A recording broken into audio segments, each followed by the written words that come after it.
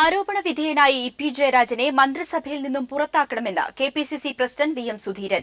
വിവാദ നിയമനം നഗ്നമായ അഴിമതിയാണെന്നും സുധീരൻ പറഞ്ഞു. ശാസനയോ പാർട്ടി പരിശോധനയോ അതൊന്നും ഇതിനകത്ത് ബാധകമല്ല.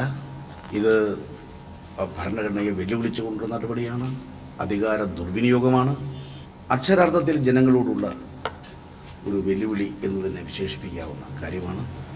അതുകൊണ്ട് വ്യവസായ മന്ത്രി ഇ.പി. ജയരാജനെ തൽസ്ഥാനത്ത് നിന്നും പുറത്താക്കാൻ തയ്യാറാകണം. അതാണ് അഭികാമ്യമായിട്ടുള്ളത്. ഏതെങ്കിലും തരത്തിലുള്ള കുറുക്കു വഴിയിലൂടെ ഈ സ്ഥാനത്ത് അദ്ദേഹത്തെ നിലനിർത്താൻ ആര് ശ്രമിച്ചാലും അത് ആരും അംഗീകരിക്കില്ല, പൊതുസമൂഹം അതിന് അംഗീകരിക്കില്ല.